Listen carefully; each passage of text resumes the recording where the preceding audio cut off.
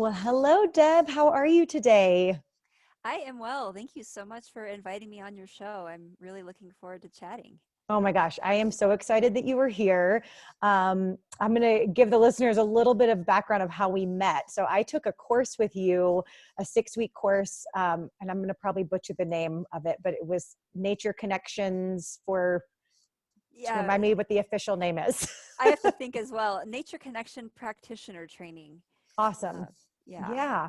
Yeah. And so it was all about getting more nature practices into what we do, which I'm always attracted to because I was an outdoor educator for a long time. And then when I had my daughter, I kind of stepped away from that. But I still love, this is why I'm doing this podcast, right? Because I still love that idea of bringing nature into our world. And so I would just love to hear a little bit more about your background. I know we read your bio before this, but that's always a little dry sometimes, maybe not dry, but yeah, yeah. you just don't quite get the feeling from me reading about your background as much as you do from you talking about it. So I would love to hear how you got into this, where your passion for nature work, nature connection, all of that stems from, and a little bit more about some of the other things that you offer. Absolutely. Yeah, little bios are the short and sweet, quick version. So, I have worked as an environmental educator for about 25 years and lots of different ways, taking people out in the field, working with people in group settings and solo settings and things. And all through that process, I was really noticing that people were having really deep experiences, deep connection with the places. I might have been leading a hike on the life's, natural history of black bears. And what I would find is people would have these transformative awarenesses of feeling deep connection to the world around them and the places, in some cases communication with the places where they were. And all of this I was unprepared for as a young environmental educator, thinking I was leading a hike on black bears. And side by side with that was my own lifelong journey with my spiritual connection to the world around me. As a child, I felt like I was able to communicate with the pets we had in our family, and Mm. the trees and the rivers when we would go camping. I didn't have any words for it. I didn't think that it was anything unusual, and I still don't think it's unusual. I think this is very natural for all of us. I think there's a lot of things we get told about it, but it was just one of those things I did. And then as I got into my teenage years, I started to get very insecure about that. I started to hear, in fact, I'll have to say, I was watching the show Family Ties. I was a big fan of Michael J. Fox. I had a big crush on him. And there was a scene where they were standing, and one of the characters said, well, if you hear voices, that you've obviously lost your marbles, or something like that. And I was sitting there 15 years old on the couch, and I thought, oh my gosh, I'm never going to do this again. So I tried to stop all of it. I didn't want to talk to anybody that wasn't a human being. you know so long story short, I had to basically go through the fact that these experiences didn't stop just because my teenage ego got paranoid about it. I had to kind of reclaim these, understand what was going on, and then really realize that this kind of deep connection with the natural world is um, it's a desire of a lot of people, and what that looks like for everybody is very different and very beautiful. And so where my work today has kind of come is bringing together my passions of nature connection, my deep love of environmental education, and my belief in what that work can do for the world. And then also the spiritual journey that I've been on, but also that I've seen many people go on themselves, and bringing those all together to kind of sacred nature connection. And what does it mean to really live in that way, that we see the world not as an other, but Mm. as part of us, and us as part of the world. Oh my gosh, I love that because I do think there is this idea, we talk about a lot of times like humans are like it's almost like we separate ourselves from being part of the ecosystem, from being part of the natural world. And that's what that's what I think is so powerful is when we start to recognize that it's not us versus nature, and how it's us and nature. It's with nature. Everything we do is with the natural world. It's not this separateness. And I think that work is so powerful. And you make a really good point, because the separateness is actually only perceived, Hmm. because it's like I've got a little cup of water here, which I'll probably drink during this call, and I'm taking water into my body, and I ate breakfast this morning, and I breathe.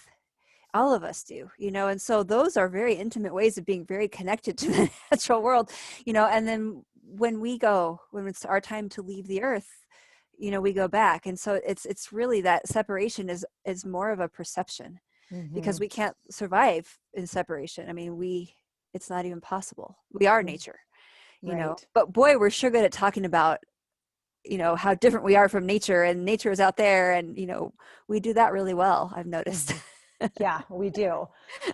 Well, and I think it's funny that you were talking about, I'm thinking about my dog, and you're talking about your talking to animals and your connection with animals. And I think so many people who are listening to this probably have that moment where they're like, no, but I talk to my dog, and and we have those connections with our pets. But I would love to hear more about how that works for you in a natural world with you know non-domesticated animals, some of the wild animals out in the world, and what that connection and communication looks like for you. Yeah, that is a really fun question. And I'll definitely share a couple stories. And I want to start the answer to that, though, with saying one of the things I love about this is that everybody's experience of that is a little different. So I'll share my stories and my experience, but I want to make sure that everybody listening knows that that's just one person's experience, and Hmm. that whatever they may sense in their own life or experience in their own life, that's the real nugget, and that what's really fun is being open to what's possible for all of us. And so I would say for myself, I was super skeptical, when I went through I'm not going to hear any voices, and this is obviously all kind of nuts, and I'm not doing it. When I started to recover it, I thought, okay, at that point I had really decided that this was going to be suspect in my life. And so I started reading and playing and honoring the experiences. But what I started noticing is that it's all about being open to start with. And so there's one story. I was hiking with my dog on a trail in Lakewood on Green Mountain and Colorado. And we were coming up around, and she was on leash, and there was a little group of coyotes down in this ravine, and they were just beautiful. So we sat down behind this bush, and they hadn't noticed us. And so I thought, oh good, we're just going to sit here. And this particular dog, rest her soul, she was very calm. Not all dogs that I've had would be able to do this, but they started looking, and all of a sudden one of them got up and looked up towards us. And I thought, oh, they've seen us. So I sat very still. I didn't want to be a threat. And this coyote, who I feel like was a female, she was smaller, she walked over and just looked at us. And we just had this moment. And I said, oh my goodness, you are so beautiful. And she just stood there, and then she turned to walk away. And in my mind, without even realizing it, I thought, oh, please don't leave. I would just love for you to stay here. As I thought that, she turned around, just as if I was saying that to a person, and looked at me, and then laid down and just laid there with us for probably 20 minutes. Wow. And I remember at that moment, this was many years ago, I remember thinking, we had to have just communicated. And all Hmm. I was doing in that moment was speaking from my heart. I wasn't even trying to. It was more just like I didn't want her to go back down the ravine, because I was so enjoying the moment. And in that moment, I walked away going, okay, I can no longer roll my eyes. I can no longer deny my experiences. And the intellectual part of me, which really likes to dig into things, said, and I need to learn more. And Hmm. so that was one of the pieces. But what's notable for me about that was that it was just an honest expression. I Hmm. wasn't trying, you know. Sometimes when Yeah. I try too hard, it doesn't work as well, Yeah. Yeah. And I think that it's like that soul to soul connection that you can't really, I mean, it happens. I feel like that happens a lot with humans. We feel, we can sense what other people are feeling, maybe without speaking in words, somebody really well, but it's just, I love what you said about being open to that, and just being really receptive. And I think that, when we're in a place, at least for me, when I'm out in nature, I feel like it's that place where I am more receptive because I don't have all these labels, right? I'm not, Yeah. it's like I get back to my own soul. I'm not worried about who I am as a parent or as a spouse or as a coworker or, you know, all these things. I'm just me. I don't have to be wearing all those labels. And I think that when we're in that space, we are more open, we are more receptive to whether it's communicating with, you know, with animals, whether it's communicating with God or universe or however you want to put that. But there is that openness and that receptivity that it just seems like nature brings out more than some other areas in our life.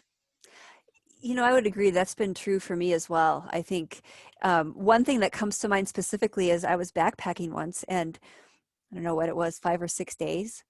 And I came back home, and I got back home and I went into the bathroom and washed my hands, and I looked in the mirror.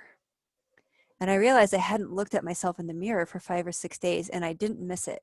Mm-hmm. And at that point in my life, it was, you know, I was probably in my early 20s, and I was very concerned about, you know, was I looking the right way and all of these things. And I remember in the moment, I was like, I don't want a mirror. I don't want to see this. Like, it wasn't that I didn't want to see myself. It was that it felt so freeing to see myself more as part of the natural world, you know, as opposed to the cultural expectation I had put on myself about what I was supposed to look like and all of those things. And I also remember looking in the mirror and thinking I looked so alive. Mm. Like I'm sure I had some sun on my skin, you know, but also it looked different to me after those few days. And I don't think we have to go out for a few days to have, I think it's more about just being aware of what's around us and the wildness. But you know, I agree with you, is that it's just like we remove those layers and those labels, like you said, and we're just open then. We're free Mm-hmm. to be the truth of who we are. Mm-hmm. Um, Yeah. and then one of the questions I love to ask myself all the time is, how do I bring that into everything else that I'm doing? Because of course we live with, you know, we do live in a world where we're parents, entrepreneurs, partners. I mean, whatever the roles are, all of our identity pieces are all very important, you know, but how do we keep that authentic kind of wild self in those places, you know? Mm-hmm. Well, and we talked about that when we spoke prior to this interview. We talked about how we do that during, like, so many of us are so used to being able to hop on a plane, or we want to go drive somewhere, or, you know, now we're going into winter and it's not quite as easy to get out on these, like, you know, we're not going to necessarily go on a 6-day backpacking trip. Even Right. here in Colorado, we both live in a place where we have that at our back door, but it's not as easy right now because of the season, because of the pandemic. And so we were talking about how to bring adventure into our daily lives and how to find that in our backyard. So I would love if you would share how you do that, how you're keeping that sense of adventure and excitement alive, even though we're, you know, stuck at home, so to speak. Right. Maybe I'm using that in quotes because we're not stuck, but, you know, we get to Yeah, be at home for so many of us. that's right. For a lot of us, our world is, the perimeter is a little bit shorter, smaller than it was. But I love that question. And when you mentioned this podcast to me, I really thought, well, the word adventure is such a, oh my gosh, there's so many layers to it. And it's also such a beautifully subjective word, where Mm-hmm. somebody can decide, you know, what does it need to be for me to have an adventure? And I think, you know, for myself, adventure, a lot of it is interacting with the world in a new way, or learning something new, or meeting somebody new who lives, you know, a non-human being maybe who's frequenting my yard that I haven't met before or haven't seen before. You know, like the other day, a little hawk came flying down, landed on the fence, and then zipped off before I could even get a good look at coloring and all the naturalist things. I was just like, oh my gosh, here's this being that I've never met before, and obviously lives in my neighborhood with me, or I live in his or her neighborhood. You know, we live in our neighborhood. It was an adventure, you know. And then I thought, oh, I wonder where is he or she going, and what is. So I've started now watching for this being. You know, it's changed my way of being in the backyard. I'm gonna be cleaning up doggy stuff, you know, but I'm thinking about, I wonder if they're gonna come back and land on the fence, you know.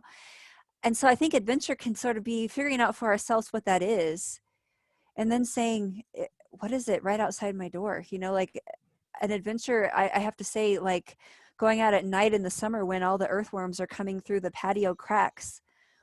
And it's amazing to me to think that they're living this whole world underneath these sandstone slabs all day long, you know, and I'm walking on top of them and the dogs are running on top of them. And at night they come out under the moonlight, you know, and it's just like, wow, there's this whole world that I can completely not notice.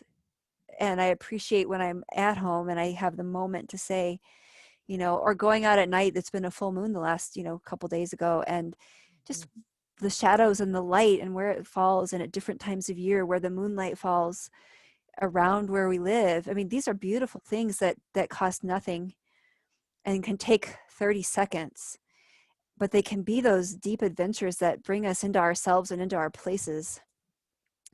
And there can be other adventures. My mother, I mean, she'll probably hear this pod. She's terrified of snakes. It's an adventure for her in the summer when her garden is full to walk out into her garden, you know, because she's afraid of garden snakes, you know. I mean, there's a lot of levels of adventure, you know, like push our edges even without leaving our own little areas, you know. Totally.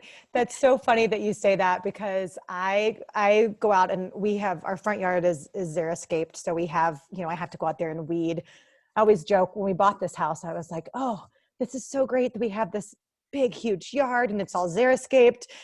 And now, having lived with that, I'm like, man, it would be so much easier just to have grass and mow it. But right. but we actually, I every time I find a snake in my yard, I'm not scared of snakes necessarily. I mean, I'm rattlesnakes, different story. But Right. but the little garter snakes, they don't bother me. They're pretty cute. It's more the startle factor that always gets me. And I will be out there and my husband will hear this, like this blood curdling scream. And he's like, did you find slithers? I'm like, yep, found slithers. So at one point my daughter made like a little teepee for slithers, and we like put him in his little teepee, and he was teeny tiny, only like less than a foot at that point. But yeah, I do think there is that adventure. And I forget I actually looked up the official definition of adventure the other day, because I wanted to know what it was when I was talking about just getting inspiration for the podcast.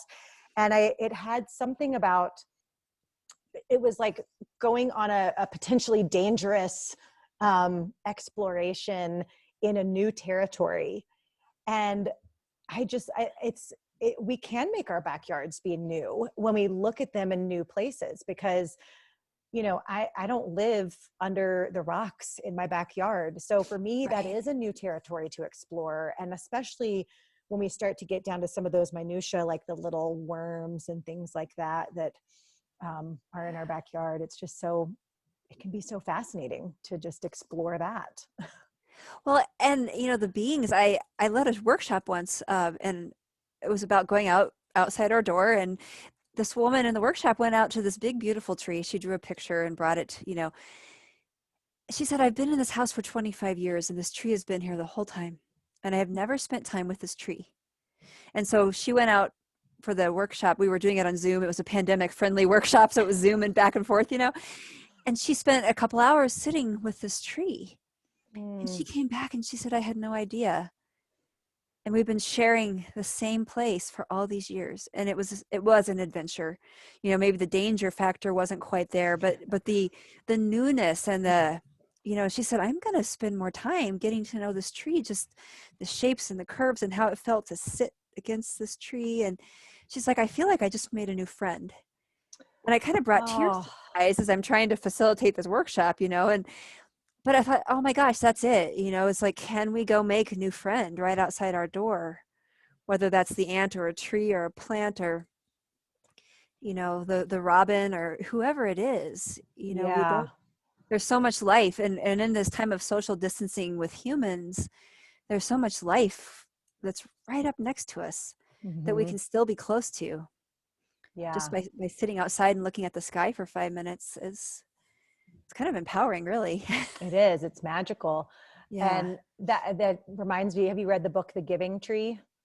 Oh, yes, it's been a lot of years, but it's, yeah. Yeah, that's always one. Just when you said like she made a new friend, I was like, oh, that's what that reminds me of. It's the giving tree. So great. Yeah. I want to go back to something you said earlier, though, when you were talking about being in the mirror, looking at yourself in the mirror, because I think that it's interesting that I don't know. I just kind of wanted to explore that idea that nature is a mirror for us so often, that it's reflecting back to us what we need to see. And so I don't know, I would just love to hear what your thoughts are on that, and how, if there's been a time in your life where you feel like nature was reflecting yourself back to you in a way Yeah. that made it seem like not the physical mirror of looking at yourself, but a way that you could see yourself more clearly because of an experience out in nature.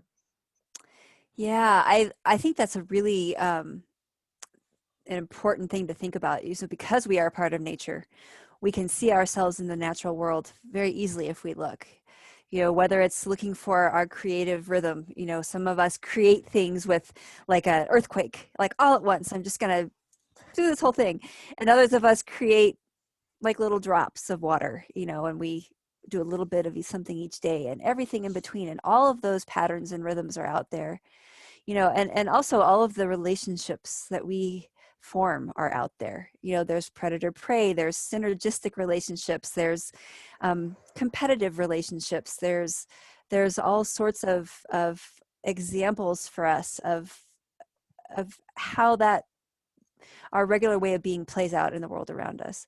And I think there's a lot we can learn as well. You know, like I definitely my tendency is to do things in like a massive earthquake or a massive flood, but on the other side of that is a lot of recuperation. You know, Mm. after an event like that, there's a lot of time to recover the landscape, which Mm-hmm. is exactly how it is for me. If I push myself and I end up doing something where I'm spending 3 days without focusing on anything else and I'm not sleeping very much, and the other side of that is going to be recuperating my ecosystem. Mm-hmm. You know, and it helps me to see that pattern in nature because it allows me to make that choice. Sometimes I may choose to do that. You know, there's a lot of amazing formation that happens in a massive catastrophic event, but I also have to know that I've got to leave myself time on the other side to do my laundry, go shopping, take an extra nap, you know, recuperate my ecosystem. You know, because my house is usually a disaster after something like that. You know, it's not like the rest of my life stays in balance when if I go into a space for 3 days where I'm trying to cram something out. Mm-hmm. You know, but knowing that it happens in nature, but seeing how nature deals with it has been really helpful to me. um, I Oh, I think if that love. kind of gets what you're asking. Yeah. Yeah, no, I love that. And when you were talking about relationships, it reminded me, several years ago, many years ago now, probably 11 or 12, I did an avalanche course because we were doing some, backcountry skiing and snowboarding, and I wanted to make sure I was safe. And they teach you all this stuff in the avalanche course. They teach you how to read the snow, and you dig down and you look at the layers and make sure that you're being safe. But a huge, huge, huge part of what they talk about is group dynamics.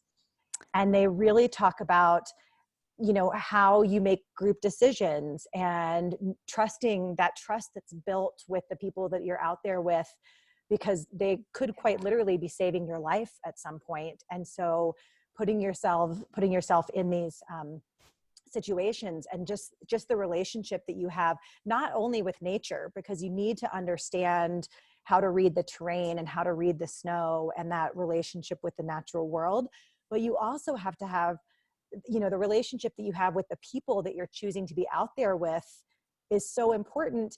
And it can, in those situations, a lot of times if you're in a stressful situation, it can really, really highlight, like shine a flashlight on like some of the things about yourself that maybe you don't want to see so much. But Yeah. my stubbornness, probably my husband would say he sees that a lot when we go out into nature or something like that. But yeah, I just, that relationship piece was so fascinating to me, that they spent so much time talking about that, because it is really, it is really important, the relationship, not just with the natural world, but with the people. We form a different relationship with people when we're out doing these kinds of things together, where there might be a little bit of risk, or, you know, you're away from, again, you're away from those kind of boxes that you put yourself in, and everyone's just being themselves, for better or worse. It's all out Right. there to see. Yeah, and you're right, because I think the investment that those relationships ask is a little bit different. I know that there have been times I've been out in remote places with a small group of people who started out as strangers as we started the trip, and very quickly, you know, the need to know each other better is higher. Mm, And like you said, for good, bad, or otherwise, you know, but really understanding somebody's quirks. Is somebody more prone to not fill their water bottle, you know, or, you know, because all those things as a group, you know, we become each other's, as, you know, savers and also liability mm-hmm. if we aren't taking care of ourselves. And so that's another lesson that I've learned from being out, you know, adventuring, if you will, is that I have to take care of myself, not only for me, but I don't want to be a liability to the group that I'm with. Um, Yeah. and I get very cold. So if I'm skiing or doing winter sports of any kind, I have to pay a lot of attention to staying. My fingers get brutally cold very quickly. Well, that is going to be a real drag for everybody I'm with if I start to have, you know, cold injuries that I can't manage. And so again, lessons that play out even when we're not in extreme situations. You Mm-hmm. know, it's like, how do we honor what we need in a way? I think I kind of took that in a spin, so I'm trying to follow that line here. But how do we honor, you know, what we need as individuals, as natural beings, you know, that have these rhythms and cycles and all of these quirks, so that we can be fully present for whatever we want to be fully present for. Mm-hmm. Yeah, it's like, how do we fit into the puzzle, whether it's the greater puzzle of nature, or whether it's the puzzle pieces of this group that we're with. You know, it's always, how do we kind of fit in. I'm going to transition a minute, because you talked about how you get so cold, and there's this story that I've been dying to hear. We talked about this a little bit prior to this call. Um, Something about the Arctic National Wildlife Refuge and your experience there. So first of all, I want to know, how the heck did you end up there if you were such a cold person all the time? How did you fare? And Yeah. yeah, but this is a story that I'm like, I don't want to hear this before we record this interview. I want to know this. I want to have my experience of this be recorded for everyone to hear. So tell me a little bit Absolutely. about that trip, and what that was all about. Yeah, it was in 2008, and my grandmother, Catherine, had she had recently passed away, and she left each of the grandkids, you know, $3,000 or $4,000 or something, and with a note that said we couldn't save it. We had to do something we'd always wanted to do that we hadn't thought we would do.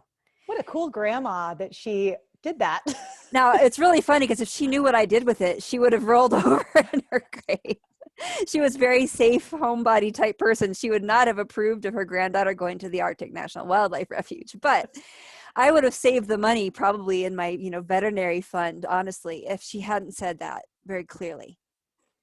At the same time, I had finished a book called Two in the Far North by Marty Murie, who was married to the naturalist Olaus Murie. And I was so inspired, and I'd always felt just called to Alaska and these northern landscapes. I was Colorado, grew up here my whole life. You know, it's pretty wild and rugged here, but for some reason I was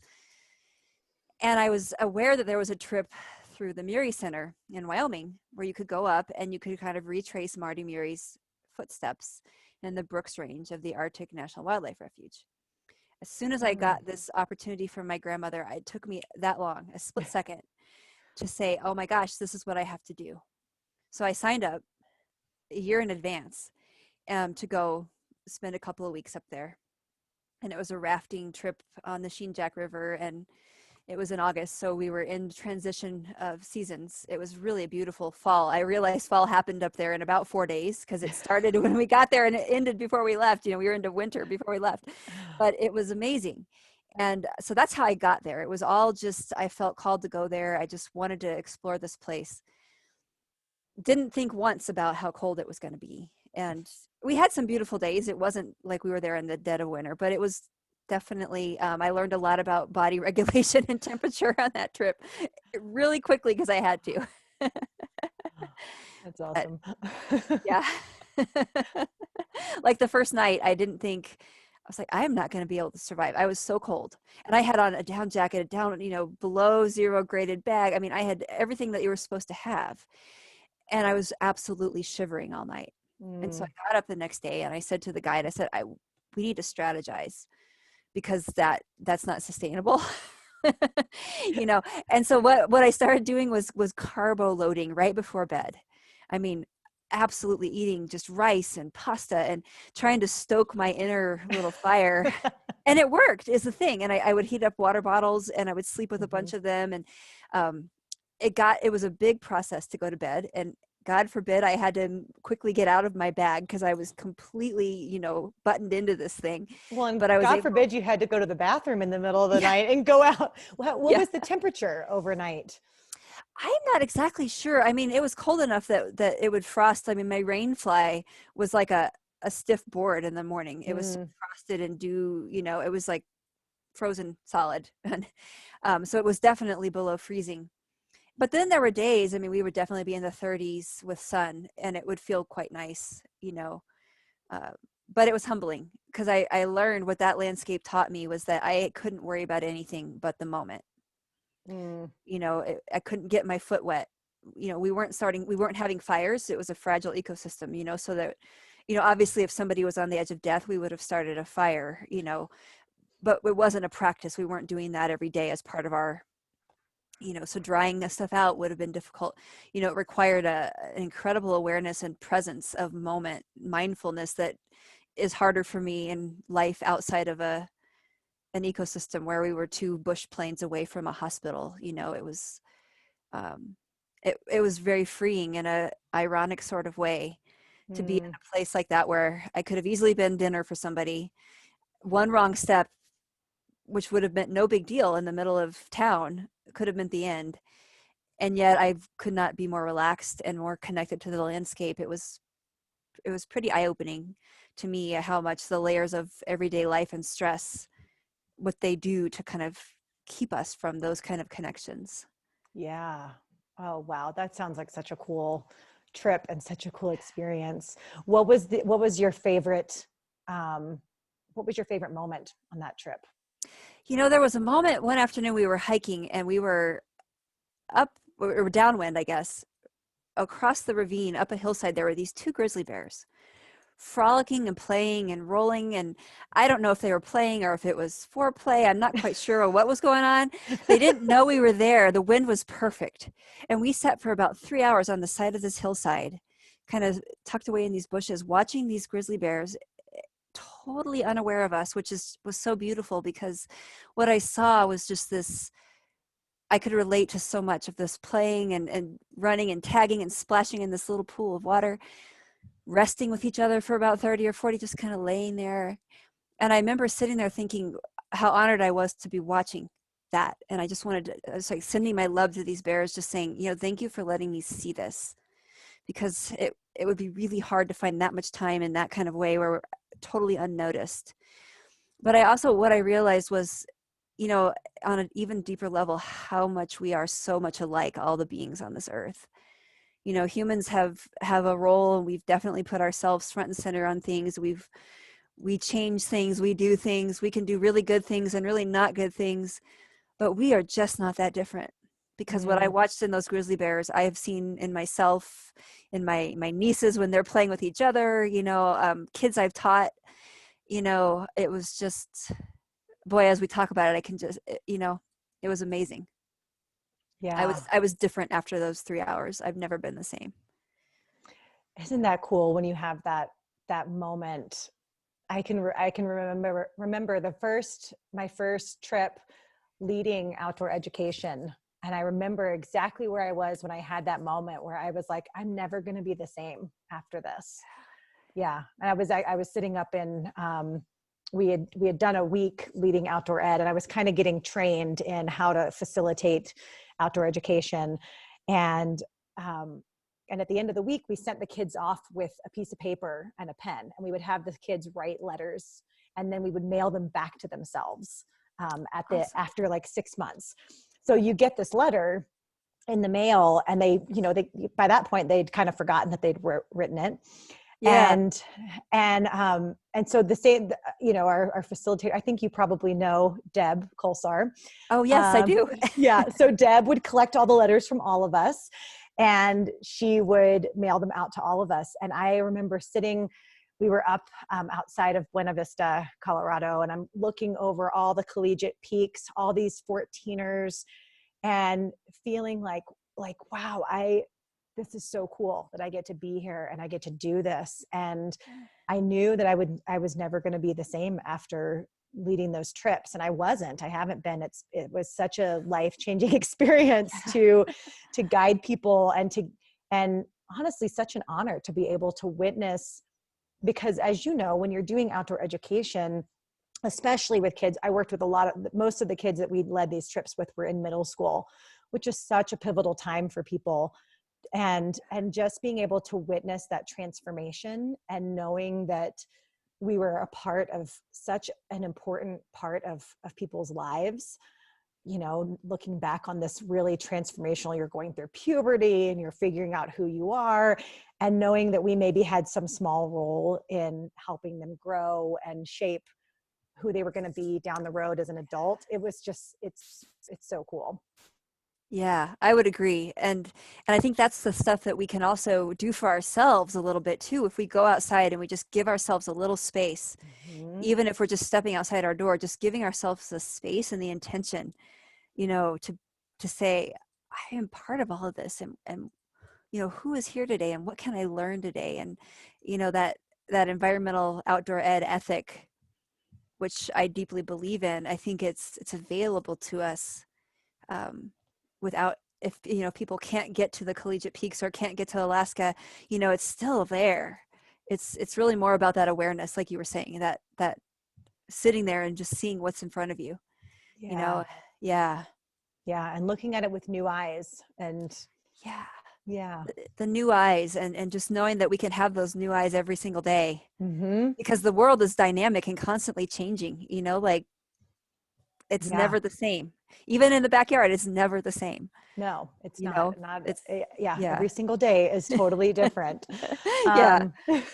So one of the things we talked about too is some of your work. So you've done outdoor education work, you've led groups, but you also are a shamanic practitioner. And we talked a little bit in our conversation prior to this just about that sometimes people have a hard time seeing the connection between nature and this spirituality and the spiritual world. So tell me a little bit more, because I don't know exactly how your work, your shamanic practitioner work, how that work works, right? And how you use nature to help facilitate some of the spiritual practices. Yeah, I love that question, because I've been asked it in different ways. It's like environmental ed, nature connection, spiritual coaching, shamanic practitioner work. And I think for me, my own journey with that is that the mystery of life and death and all that is kind of, when I think of spirituality, I think of it as sort of dancing with that mystery. There's a lot of unknowns that we as humans are going to go our entire life with big unknowns. And we've got our religions and our experiences and all the things that help us try to understand those unknowns. But at the end of the day, we're not going to ever really be sure what goes on, for example, after we die, until we do it. And I get frustrated when I've gone to speakers and they're like, well, what happens when you die is this. And it's like, okay, well, I'm thinking you probably don't know that from firsthand experience, even if you have a near-death experience, everybody's journey is still their own. So this dance with the mystery is how I think of as spirituality. And the shamanic practitioner work is that interfacing with the world of spirit and kind of working with that mystery. And in the natural world, it's like, to me, that's the tangible, right in front of us mystery. I mean, how incredible that a tiny seed falls off of a plant and then turns into this gorgeous flower, a year or two later, or that a cone can fall off of a tree and wait for a wildfire to go through and then bust the cone open and then a new tree comes out. I mean, what an amazing mystery and miracle. And there's a quote from Einstein that says, we know, I'm going to butcher it, but I'm going to paraphrase, we know 0.5% of what nature chooses to reveal to us. Yeah. So to me, it's just this living, breathing mystery of which we are a part intimately. So the interface of spirituality and nature connection, in my mind, it's like, I don't know how to not have them connected. And I've worked with clients from many different religious backgrounds. It's not like an anti or instead of, it's kind of as a part of for a lot of people.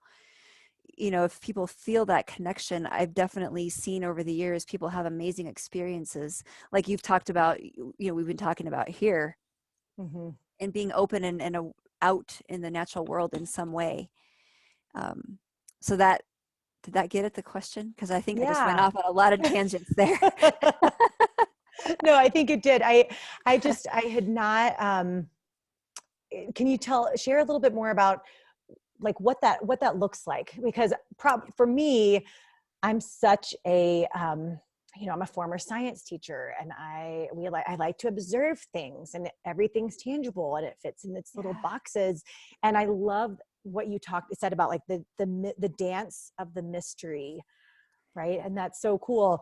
And because I'm like, well, what does that look like? How do I dance with the spirit? How do I do that? So are there certain techniques that you use to help facilitate that dance, or what exactly does that look like in a little more tangible sense? Sure. Yeah. Let me talk about it in two ways. One is one-on-one work, and the other might be more the group outdoor work, because it's slightly different. But when I work with people individually, doing one-on-one sessions, for example, I do what I call shamanic style journeys.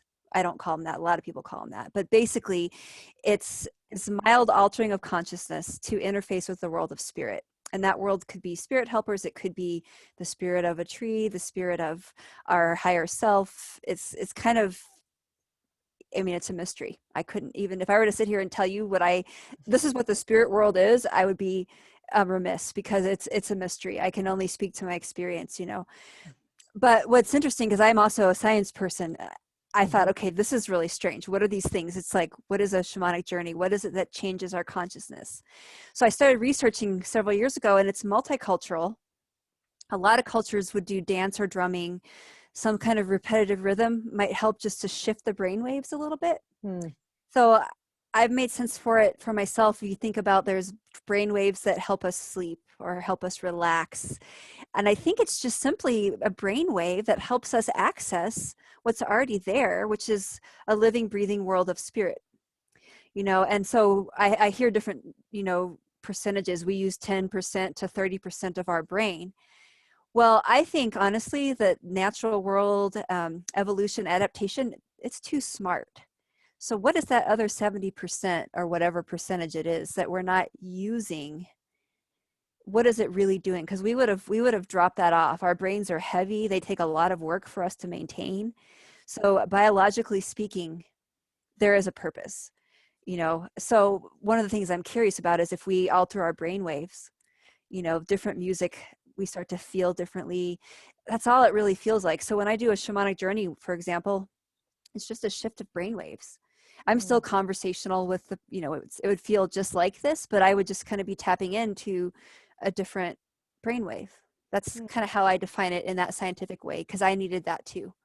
I needed to understand these experiences that I was trying to deny. My left brain was screaming a little bit, so we had to have a conversation. And I think what's so one-on-one work, that's kind of, I do that for people. I also help people who are kind of drawn to develop that and explore that for themselves. It's very similar with nature and animal communication, to go back to what we talked about before. So some of the one-on-one work is that, where people are wanting to develop that skill for themselves, explore the ways they do that. This is one of the ways. It would not say it would be all of the ways, but one of the ways that I've found for myself that I do nature and animal communication is kind of this altered brainwave sort of thing. So that's one piece of it. Mhm. It's kind of hard. But like the outdoor work, the outdoor work to me feels very similar, but what I'm mostly doing in workshops with people is helping people to open up to altering their own brainwaves, or just whatever process they are going through for that deep connection. Is it telepathic? Is it a shamanic journey type thing? Or is it more of a felt sense in their body, or an awareness, a sensory awareness? And to me, it's all pools into the same place. Mhm. But to kind of pull it apart to what does it look like? That's there's a little bit of a different process. Now, of course, when I'm facilitating a workshop, I'm probably still talking to my helpers, and they're helping me do it. But that may not be what the workshop's even about, so Right. it may not be something that I even talk to the people about. It's just part of my own process. Mhm. How do I make this, I'm talking to the place, help me speak for you today. I'm bringing out 6 people. We're going to be here for 5 hours. Help me be the voice that you need me to be. I say that little prayer before these programs, just because I don't, of course, know what experience everybody needs to have. Yeah. I market it, I put it out there as a certain thing, but at the end of the day, the experience is between the people and their own sense of spirituality, their own relationship with the place. Yeah. And I think that's so important, to be able to be present and hold the space for whatever transformation is going to happen. Yeah. Mm-hmm. And I think that's a really important part of when we do nature connection work, whatever kind of practitioner we are. It's really important that we pull our ego and our agenda out. Yes. Because I can think of 1,000 things over the years that I would have ruined, experiences people had on programs that I would have completely ruined if I stuck my own agenda in there, because what was happening was very different than my plan, you know. And I always say, as long as we keep our participants safe and the place safe, to stand back a little bit, and just say, I'm going to be humble here. I'm just creating a container for an Yes. experience, but I'm not sure what that experience is supposed to be. Yeah, Yeah. absolutely. Yeah, it's so cool. So where can people find you? Where can people work with you if they are interested in either doing one of your like shamanic journeys with you, or if they're more interested in doing some of the nature workshops? Tell me all the places on the World Wide Web where people can find you. Yeah, the best starting place probably would be my website, because all of my social media links are on the bottom there, and you can sign up for the newsletter there as well. And that's wild-rhythms.com. Okay. We'll And put that in the there's, show notes as well. So okay. make sure people have that. Yeah, and rhythms is hard to spell, so it's probably good to put it in I still sometimes misspell it, even though it's my business name. Um, but yeah, that's probably a good starting place. And I'm happy to chat if people just have questions. I run a Facebook group and as well, just to, Mm-hmm. support people's exploration of this, whether or not we ever work together. It's really important to me that people just feel excited and inspired and empowered to say, oh, let me see, how can I take my relationship with the natural world one more level, you know, to one more deeper place for myself. Yeah. What does that even look like? Yeah. Well, and I will say from personal experience, having worked with you and done that 6-week course with you, that it was so amazing and it was so needed. And I honestly, I don't think this podcast would be here if I hadn't done that, because it really, the idea had been percolating for a while, but I started to get some clarity after taking that time to just figure out exactly what my own personal relationship was with nature, and that my own nature connection, and having these kinds of conversations. I think it's so important to, for so many of us who just love being out in the natural world, who love going on adventures, whether they're, out to Alaska, or whether they're just out to the tree in our backyard. I think that Right. having Yeah. these connections is so important. So I'm so honored that you were here with me today and that we could have this conversation. And thank you so much for the work that you are doing in the world. I think it's so important. And if you want to get in touch with Deb Matlock, we will have her information in the show notes today. Thank you all so much for listening to the Lessons from the Map podcast. I hope you all have a mindful, adventurous, and present day. Awesome. Oh, that was so fun. I That have was to say so that fun. was